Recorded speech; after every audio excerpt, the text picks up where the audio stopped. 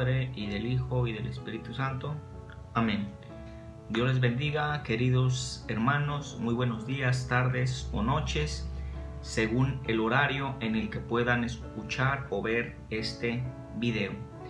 Pues bien, hemos terminado de meditar el libro de los Hechos de los Apóstoles. Sin lugar a dudas, creo en lo personal que pudimos aprender grandes cosas de las primeras comunidades cristianas. Pudimos darnos cuenta todo el sacrificio que ellos hicieron cuando la iglesia de nuestro Señor comenzaba a subsistir. Vemos todos los riesgos que tomaron, vemos también todas las carencias por las que pasaron, y sin lugar a dudas sigue siendo un ejemplo para todos y cada uno de nosotros hasta el día de hoy. Pues bueno, iniciamos hoy con el capítulo 1, 2 y 3 de la carta a los Romanos. Vemos pues que después de todo este gran viaje, todo este gran juicio pues que San Pablo estaba llevando a cabo, se estaba llevando un juicio en su contra. Pues después de toda esta situación, estando en Roma, pues comienza a predicarle a los romanos, y es que esta carta lleva por eso el título de la carta a los romanos. Pues bueno, dice en el capítulo 1: de Pablo, siervo de Cristo Jesús, apóstol por un llamado de Dios, escogido por el evangelio de Dios. Así que en el primer versículo de este capítulo pues se nos presenta aquí a San Pablo expresando que es siervo de Cristo.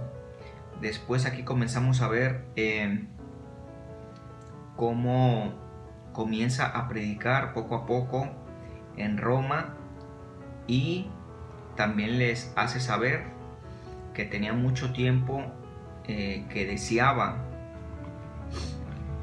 visitarlos. Y en el versículo 18 también comienza a hablar muy fuerte a los romanos. Los romanos no eran una comunidad pagana, eran una comunidad creyente, tenían fe, creían en dioses, tenían sus propios dioses, no eran paganos, eran creyentes, pero tenían infinidad de dioses. Pero San Pablo, cuando comienza a predicar, comienza a defender la postura de la existencia de un solo Dios trino, es decir, un solo Dios conformado por tres divinas personas. Y San Pablo comienza diciendo en el capítulo 1, versículo 18: desde el cielo nos amenaza la indignación de Dios por todas las maldades e injusticias de aquellos que sofocan la verdad con el mal. Todo lo que se puede conocer de Dios lo tienen ante sus ojos, pues Dios se los manifestó. Lo que es y no podemos ver ha pasado a ser visible gracias a la creación del universo, y por sus obras captamos algo de su eternidad, de su poder y de su divinidad. Es decir, a Dios quizás no lo podamos ver, pero lo podemos conocer a través de sus obras, dice San Pablo, a través de la creación del universo, a través de las obras captamos algo de su divinidad. Y esto parafrasea también el Salmo, ¿verdad? De modo que no tienen disculpa, a pesar de que conocían a Dios, no le rindieron honores ni le dieron gracias como corresponde. Al contrario, se perdieron en razonamientos y su conciencia cegada se convirtió en tinieblas. Comienza a hablar más fuerte a los romanos, y en el versículo 22 dice algo que sin lugar a dudas a más de alguno de los presentes incomodó y definitivamente ofendió. San Pablo en el capítulo 1, versículo 22 les dice: creyéndose sabios se volvieron necios. En algunas otras traducciones encontraremos que dice: jactándose de sabios se volvieron estúpidos. Incluso reemplazaron al Dios de la gloria, al Dios inmortal, con imágenes de todo pasajero, imágenes de hombres, de aves, de animales y reptiles. Por eso Dios los abandonó a sus pasiones secretas, se entregaron a la impureza y deshonraron sus propios cuerpos, cambiaron la verdad de Dios por la mentira. Adoraron y sirvieron seres creados en lugar del Creador, que es bendecido por todos los siglos. Amén. Por esto Dios dejó que se fueran presa de pasiones vergonzosas. Ahora sus mujeres cambian las relaciones sexuales normales por las relaciones contra la naturaleza. Los hombres asimismo dejan las relaciones naturales con la mujer y se apasionan los unos por los otros. Practican torpezas varones con varones y así reciben en su propia persona el castigo merecido por su aberración. En este primer capítulo, pues, creo que no hace falta mucha explicación. San Pablo está arremetiendo contra los pecados que se estaban cometiendo en ese momento y habla sumamente fuerte, habla sumamente directo y con mucha convicción, afirmando pues que todos estos actos llegaron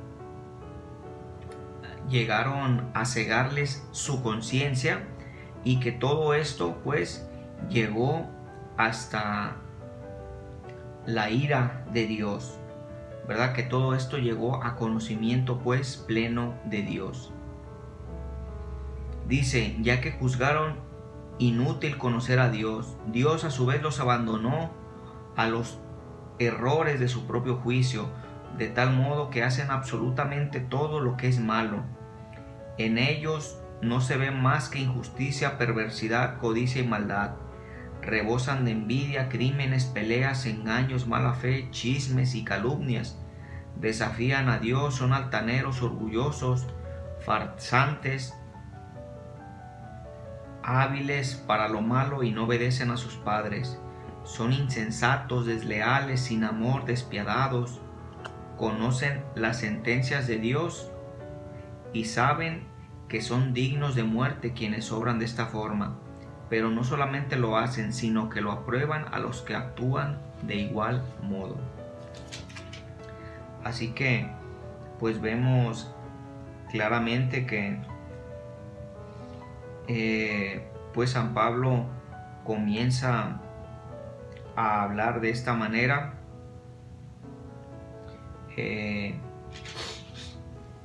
sumamente fuerte. Y en el capítulo 2 dice: los judíos también deben temer el juicio de Dios. En el capítulo 2 San Pablo dice: por lo tanto, amigo mío, si eres capaz de juzgar, ya no tienes disculpa. El que juzga ya no tiene disculpa. Te condenas a ti mismo cuando juzgas a los demás, pues tú haces lo que estás condenando. El que juzga se condena a sí mismo. ¿Nos parece bien que Dios condene a los que hacen tales cosas? Pero tú que haces lo mismo, ¿piensas que escaparás del juicio de Dios y por tanto tú como Él condenan a los demás? Esto sería aprovecharte de Dios y de su inmensa bondad, paciencia y comprensión, y no ver que esa bondad te quiere llevar a la conversión.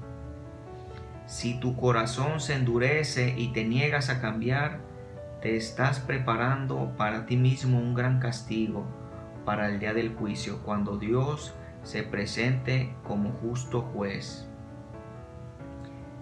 Si tu corazón se endurece y te niegas a cambiar, te estás preparando para ti un gran castigo para el día del juicio, cuando Dios se presente como justo juez. Y aquí vemos otro aspecto sumamente interesante. Cuando un corazón se endurece y se niega a cambiar, cuando una persona dice: es que soy así y así he de morir, son simples pretextos absurdos y tontos, infantiles, para para que una persona luche por cambiar algún aspecto en su vida. Estos pretextos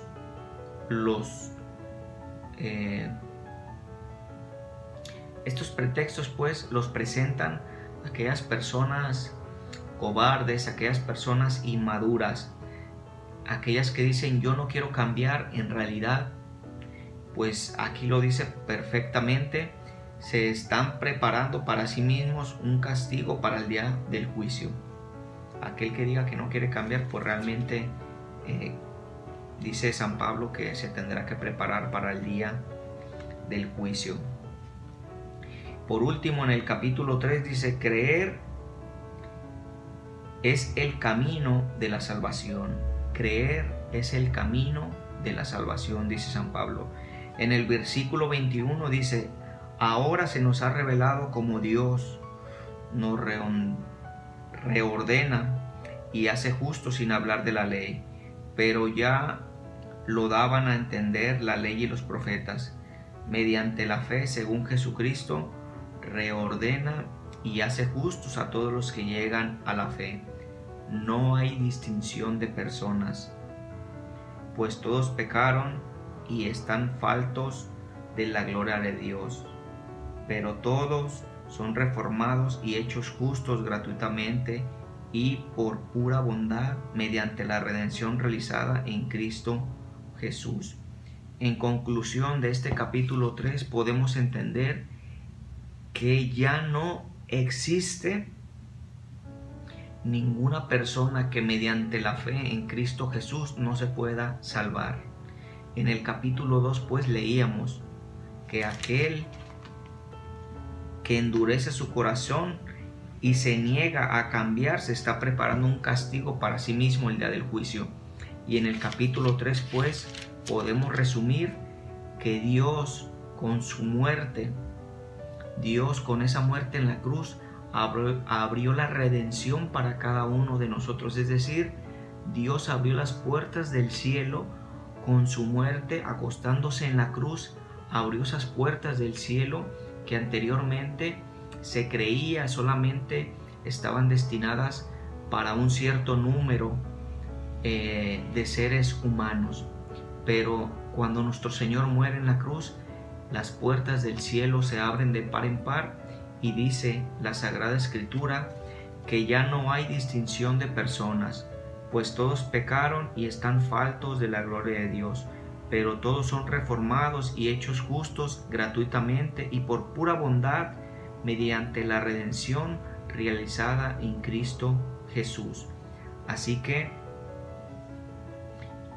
gracias a nuestro Señor, pues ahora todos tenemos la oportunidad de ser santos y todos tenemos la oportunidad de salvarnos, de ir al cielo. Y Dios por eso nos regala esta vida, para esforzarnos, para luchar, para regresar con Él nuevamente a casa. Lo dice San Juan en el capítulo 14. En la casa de mi Padre hay muchas habitaciones, me iré allá para prepararles una. Dios tiene preparadas las habitaciones.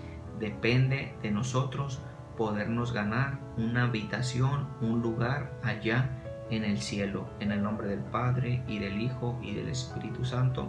Amén.